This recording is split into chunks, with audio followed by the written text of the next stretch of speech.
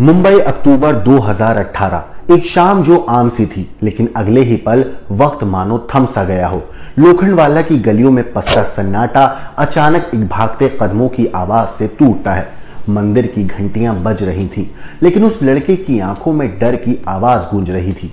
वो लड़का पसीने में लथपथ मंदिर के भीतर दाखिल होता है और पंडित जी से बोलता है, मेरे पिता की आत्मा मेरी माँ के शरीर में आ गई है, आप साथ चलिए, उनका पिंडदान करना है। पंडित जी कुछ समझ पाते उससे पहले लड़का कह चुका था कि माँ बाथरूम में बंद हैं, मैंने खुद बंद किया है। ये लाइन सुनते ही मंदिर की हवा में एक ठंडक दौड़ जाती है। पंडित जी थोड़ी हिचकिचाहट के बाद तैयार हो जाते हैं और लड़का उन्हें एक फ्लैट में ले जाता है, cross road apartment, flat number 302। और जैसे ही बाथरूम का दरवाजा खुलता है, सन्नाटा चीख पड़ता है। एक महिला टॉप और शॉर्ट्स में खून से लथपथ बेसुध पड़ी थी। लड़के ने घसीट कर मां को बाहर निकाला। पंडित जी पास पहुंचे, सांसें अभी चल रही थी मगर बेहद कमजोर। और फिर पिंडदान छोड़िए, एम्बुलेंस बुलाओ। पंडित जी ने ये कहते ही वहां से निकल जाना बेहतर समझा, लेकिन तब तक जो हो चुका था वो एक इंसानी दिमाग के परे था।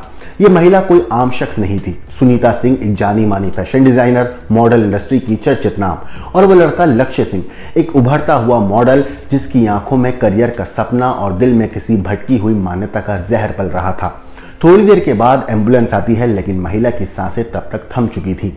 हंगामा मचता है, पुलिस बुलाई जाती है। ओशीवारा थाने के एसएचओ की टीम मौके पर पहुंचती है। फ्लैट बंद है और फिर दरवाजा वही लड़का खोलता है, लक्ष्य। आंखों में आंसू, होठों पर सिसकियां। लेकिन सवाल ये, क्या ये सिसकियां मां की मौत पर थी या अपने खेल के फेल हो जाने पर? पुलिस घर के अंदर जाती है और हर कोना कुछ और कह रहा था। बाथरूम का वॉश बेसिन खून से सना हुआ था। और फिर शुरू होती है एक अजीब कहानी, आत्माओं की, काले जादू की, झगड़े की, ड्रग्स की। लक्ष्य कहता है, मेरी मां के अंदर मेरे पिता की आत्मा आ जाती थी और उस आत्मा को निकालने के लिए मैंने मां को बाथरूम में बंद किया था। लेकिन कहानी ने असली मोड़ तब लिया जब 3 दिन के बाद थाने में एक शख्स दाखिल होता है।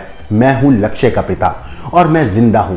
जैसे पुलिस के पैरों के नीचे से मानो जमीन खिसक गई हो। यह बात सुनकर जिस पिता का पिंडदान किया जा चुका था वो सामने खड़ा था। तो फिर सवाल ये कि अगर पिता जिंदा थे तो वो किसकी आत्मा थी जो मां के अंदर जाती थी?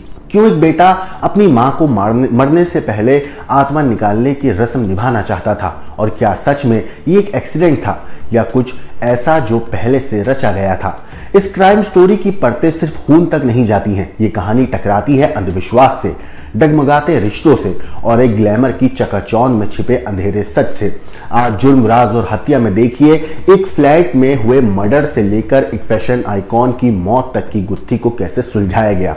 ये कहानी है उस बेटे की जिसने आत्मा निकालने के नाम पर मां की जिंदगी ही निकाल दी। ये शायद वो खुद भी एक ऐसी दुनिया का शिकार था जहां साया सिर्फ दीवारों पर नहीं दिमागों में होता है।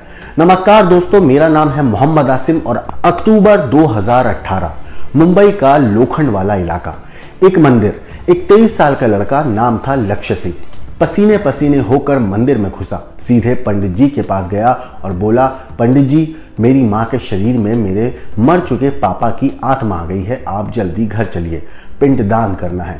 उनकी आत्मा को शांति मिलेगी तो माँ भी ठीक हो जाएंगी। पंडित जी चौंक गए, पूछा, तुम्हारी माँ कहाँ है? लक्ष्य बोला, बाथरूम में बंद है, कल रात झगड़ा हो गया था तो अंदर कर दिया था। पंडित जी ने सोचा कुछ तो गड़बड़ है, लेकिन लड़का घबराया हुआ था तो चल पड़े उसके साथ। कुछ ही दूरी पर एक बिल्डिंग थी, cross road apartment, flat number 302। लक्ष्य ने बाथरूम खोला, अंदर एक औरत बेसुध पड़ी थी, टैंक टॉप और शॉर्ट्स पहने हुए, खून से लथपथ। पंडित जी ने देखा तो पीछे हट गए, बोले, बेटा ये कोई आत्मा वात्मा वाला मामला नहीं है, तुरंत एम्बुलेंस बुलाओ। लक्ष्य ने एम्बुलेंस बुलाई, लेकिन जब मेडिकल स्टाफ आया तो उन्होंने साफ मना कर दिया और कहा, यह पुलिस केस है। तब तक सोसाइटी में हंगामा मच चुका था कि फ्लैट नंबर 302 में कुछ हुआ है। मरने वाली महिला कोई और नहीं बल्कि जानी मानी फैशन डिजाइनर और एक पूर्व मॉडल सुनीता सिंह थी। साथ ही खड़ा था 23 साल का मॉडल लक्ष्य सिंह, जो मॉडलिंग की दुनिया में काफी नाम कमा चुका था। ये कोई आम केस नहीं था, इसके तार अंधविश्वास और ड्रग्स से जुड़े थे।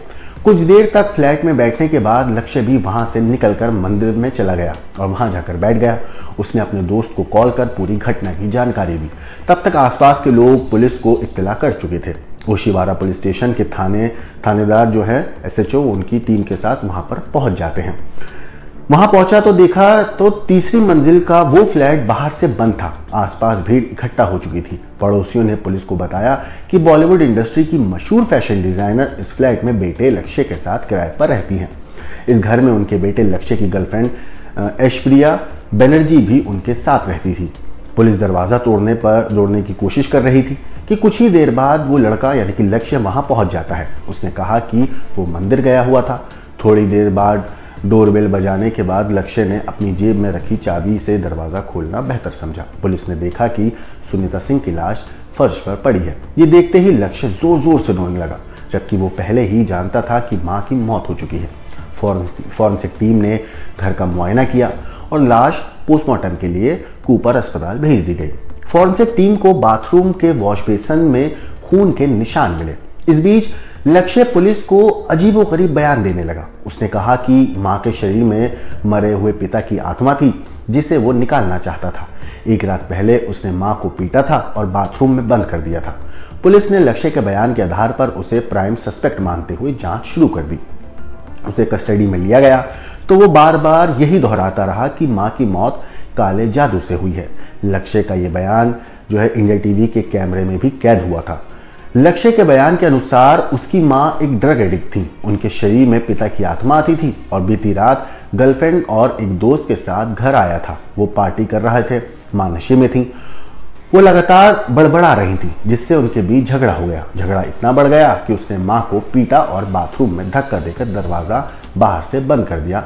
रात करीब 3 बजे वो घर लौटा और अपने कमरे में सोने चला गया। अगली सुबह करीब 9 बजे के आसपास उसकी नींद खुली।